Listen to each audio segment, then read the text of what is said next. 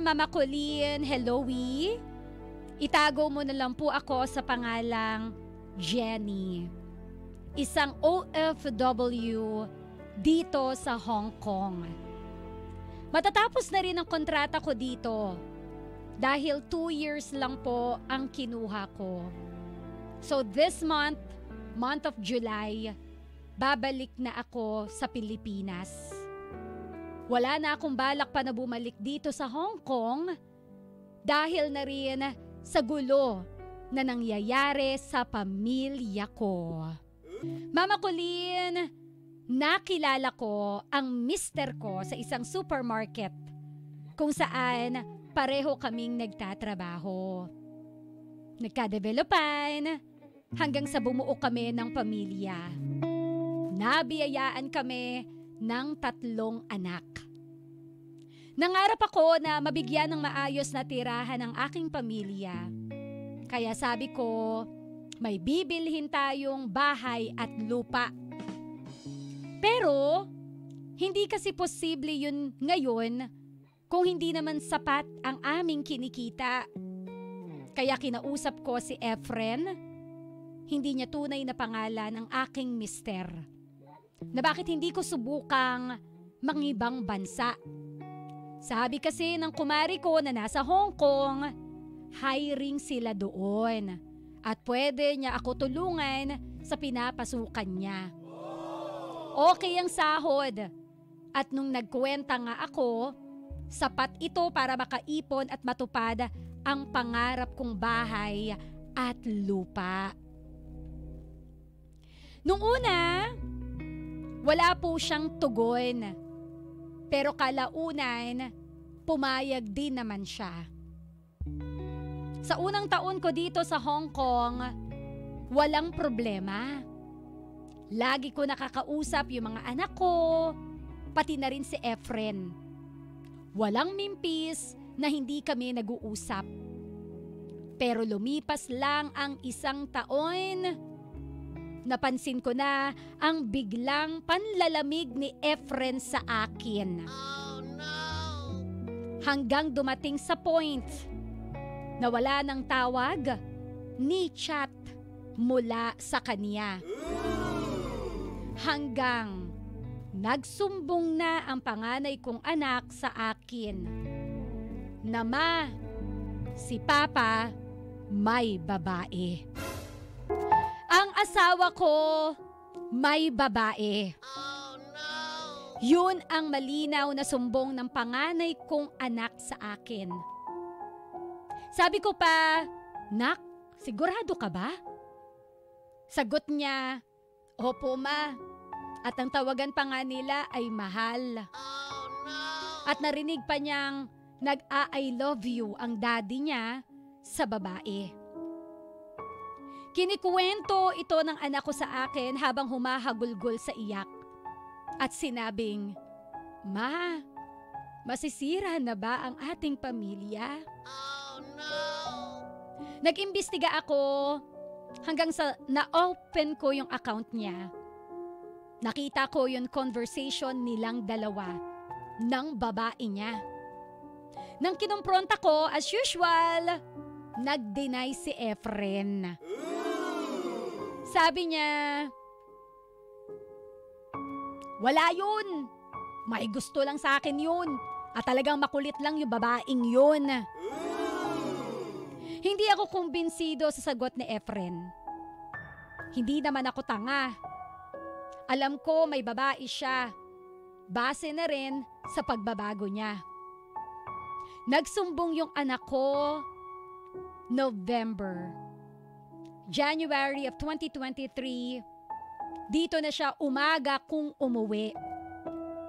Sabi niya, busy sa work, busy sa trabaho, pero kahit yung mga magulang ko, hindi po naniniwala. Doon po kasi sila pansamantala nakatira sa poder ng mga magulang ko. Ang bunso naming anak na babae, lagi pong nananaginip at laging tinatawag ang daddy niya. Hanggang sa kinuha ng ate ko yung bunso ko para alagaan siya Kasi para mawaglit muna sana sa panaginip niya ang kanyang daddy. Gawa nga na hindi na ito nila nakakatabi dahil umaga na po kung umuwi. Until hindi na nag-message si Efren sa akin. So hinayaan ko. Pero yung anak kong panganay, Mama Colleen, lagi pong natawag sa akin. Umiiyak kasi po close din niya ang daddy niya. What breaks my heart is nung minsang tinanong daw ng anak ko yung tatay niya kung sino ang pipiliin ng daddy niya. Kung kami or yung babae niya. Pinili ni Efren ang babae niya. Kaya labis na nasakta ng anak ko to the point na naglaslas ng marami sa pulso ang panganay ko gamit ang blade. Mama Colleen, naglaslas ng marami ang anak ko gamit ang blade. Oh no! Salamat sa Panginoon dahil naabutan siya ng asawa ng kuya ko. Tamang oras para madala siya sa ospital at maagapan. Kung hindi, malalagasan ako ng anak nang wala sa oras. Kinausap ko yung anak ko kung bakit nagawa niya yon. Ang sagot niya, kasi iiwan na tayo ni Daddy. Sasama na siya sa ibang babae. Oh no! Sabi ko, paano niya nalaman? Nabasa niya mismo lahat ang palitan ng message ng daddy niya at ng babae sa phone ng kaniyang ama. 10 years old lang po ang anak ko. Bilang ina, sobrang sakit para sa akin ang nangyayari. Yung nagtatrabaho ako bilang housemaid dito sa Hong Kong, naghahangad ng magandang buhay para sa aking pamilya. Pero kapalit pala ng paghahangad na ito ay masisira ang pilit kong binubuo. Kinausap ko yung asawa ko. Sabi ko, desidido ba siya na sirain na ang aming pamilya? Tinanong ko pa siya, wala ka na ba talagang pagmamahal sa akin? Ang sagot niya, wala na dahil mahal ko na siya. We've been married for 12 years. 12 taon. Ang hirap lang kasi mga anak ko ang nagsasuffer sa gulo na dulot ng kanilang ama. Balita ko, ang babaeng kinakasama ng asawa ko ay bali-balitang mahilig manguha ng lalaking pamilyado na. Oh no! Biyuda na siya at may 2 na ring anak. Nabasa ko pa sa convo nila na sabi pa ng babae, iwanan mo na ang pamilya mo. Magsama na tayo. Oh no! Talaga pong nilalason ng babaeng yun ang utak ng asawa ko. Oh no! Pero Mama Colleen, sorry ha, pero ang itsura ng babae, hindi ka pili-pili. Ang pangit po niya, grabe! Bagay sa ugali niya. Buwan ng Mayo sila nagsama ngayong taon. Pero nung malaman ng mister ko na pauwi na ako ngayong July, kinausap po niya yung panganay ko at sinabi na gusto daw ni Efren na mabuo kaming pamilya. Sabi pa ng panganay ko, Patawarin ko daw po ang kanilang daddy. Nagbago naman na daw at uuwi na daw uli sa amin. Or umuuwi na sa amin. Sinasalo na rin ng daddy nila ang lahat ng mga gastusin na nawala noong nasa poder siya ng babae niya. Pero paano ko gagawin na makipagbalikan sa kanya kung nararamdaman kong hindi ko pa siya kayang patawarin? Ang hirap lang kasing magtiwala muli. Sabi niya, natukso lang daw siya. Sabi pa niya, nagawa niya lang yun dahil nabalitaan raw niya na may lalaki ako sa Hong Kong. Oh no! Nawala naman po. Sabi-sabi lang yun ng mga inggit na tao sa paligid namin. Ang masakit lang dito, bakit naniwala siya sa mga sabi-sabi? Naniwala siya na may lalaki ako kaya daw nagawa niya naman babae. Pero nakikiusap talaga ang panganay ko na sana mabuo na kami. Wala na rin naman akong balak na bumalik pa dito sa Hong Kong. Natupad na rin naman ang pangarap kong makabili ng lupa para sa pamilya ko. Although wala pa akong pera, pampatayo ng bahay. Ang ihihingi ko lang sana ng advice kung ano ba ang dapat o desisyon na aking gagawin. Kasi sa totoo lang, wala na akong tiwala sa asawa ko. Pero ang panganay kong anak, nakikiusap na muli kaming mabuo. Muli ako si Jenny at ito ang aking heart to heart with Mama Colleen. Real talk! Kapag ang pusong napaso, kapag ang pusong nasaktan, minsan gusto talaga nitong gumising sa katotohanan at gustong layasan yung rason bakit ito nasasaktan. Real talk, kahit sino siguro yung nasa kalagayan ngayon ni Jenny, yung after all ng sakripisyo ko ng ibang bansa ako para sa pamilyang ito, nangako tayo na hindi mo ako lolokohin, magpapakatinu-tinu ka, 12 years of being together. Then after all ng trust ko sa'yo, after all ng tiwala ko sa'yo, bakit binali mo? Bakit binaliwala mo? Bakit sinira mo? Oh, no! Noong mga panahon na nagmamakaawa ako na ayusin natin yung pamilya natin, noong mga panahon na tinanong ko na anong nangyari, bakit di mo na ako mahal, at sinabi mo in my face na sorry, mahal ko na siya. Ngayon babalik-balik ka? Kung kailan ang sakit-sakit na, ngayon babalik-balik ka kung kailan gusto ko nang umalis, layasan ka kasi ang sakit-sakit na. 'Di ba? Marami ako nakikitang comment ngayon sa text line, sa TikTok live. Ang suggestion nila, wag mo nang balikan. Oh, no. Hiwalayan mo na.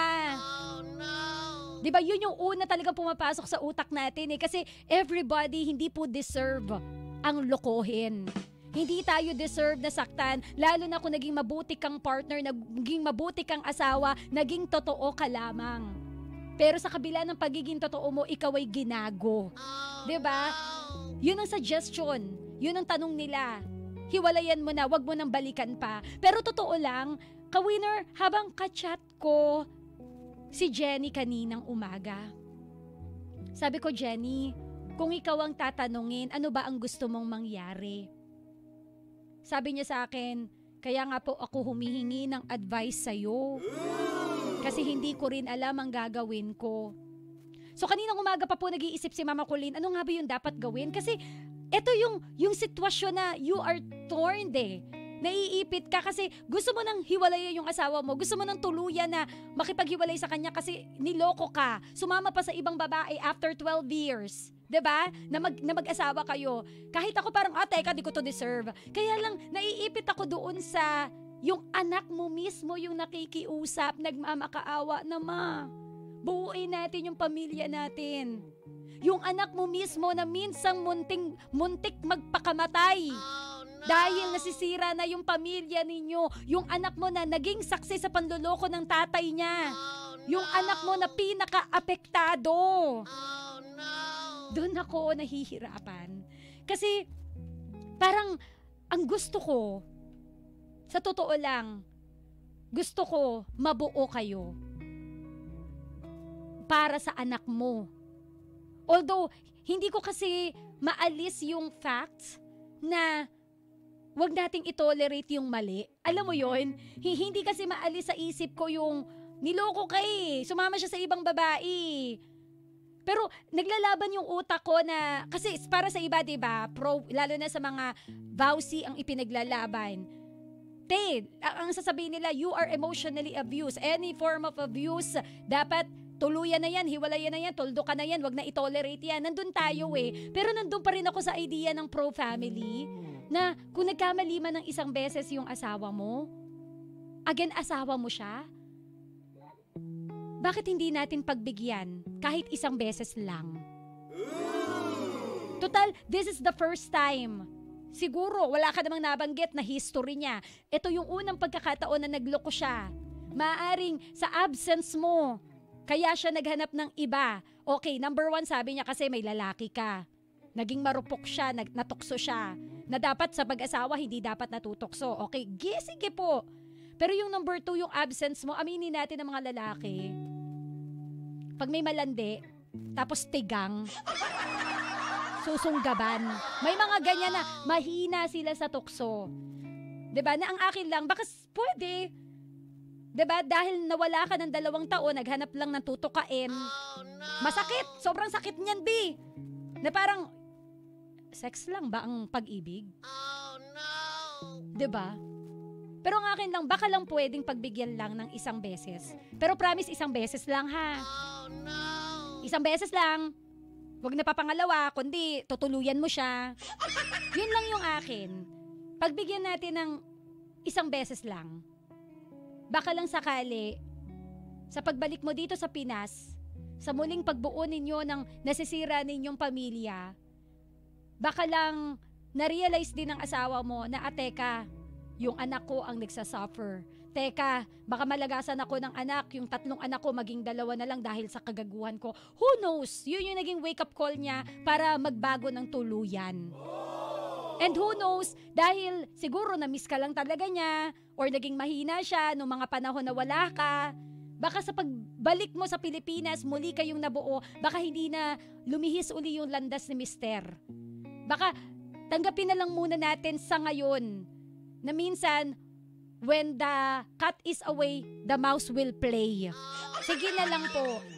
Although, it's gonna be a process. Mahirap po yan. So, kung pwede kayong mag-undergo ng counseling bilang mag-asawa, may mga ganyan pong proyekto na pwedeng tumulong sa inyo para muli kayong mabuo. Mag-counseling po kayo, Couples for Christ, or kung ano man yung mga pwede nyong atenan para maging okay kayo, go, sunggaban nyo yun.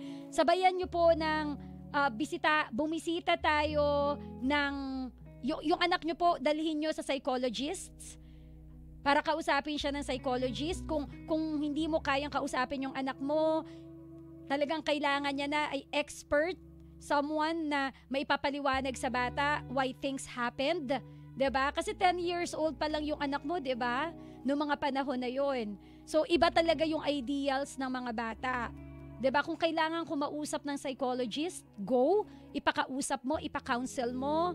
Kasi minsan kahit tayo na magulang ang kakausap sa ating mga anak, kapag ka para sa kanila may mali naman si daddy, makapag-advise ka, daddy, loko ka naman. 'Di ba? O kaya, mama kasi, bakit kasi umalis-alis ka pa? Di sana hindi nagloko si daddy, nasisi pa tayo. So siguro, kung kailangan na po ng expert na tao na pwedeng kumausap sa anak mo para lang ma-reset yung paniniwala niya, ma-reset yung utak niya na wag na niyang gawin next time na maglaslas ng pulso. 'Di ba? Please, I think kailangan ng expert help. So again, yun yung advice ko. Sabi nga niya kanina kasi Mama Colleen, nahihirapan talaga akong magtiwala. Ang problema yung anak ko, suicidal. Oh, no. So ang hirap din, na pag pinili mong hiwalayan yung asawa mo, baka mag-attempt na naman yung bata. So, total ngayong July, uuwi ka na. Try niyo mag-usap bilang pamilya. Try niyong magkaroon ng someone expert, yung expert talaga na pwedeng mag-medal para ayusin yung iyong pamilya. Kausapin yung mga anak ninyo na naaapektuhan na ng bonggang-bongga. Nasa sitwasyon ka na napakahirap. Ako lang mismo na hiningan mo ng advice, hindi ko rin alam kung ako yung nasa posisyon mo. Hindi ko alam kung ano yung dapat kong gawin.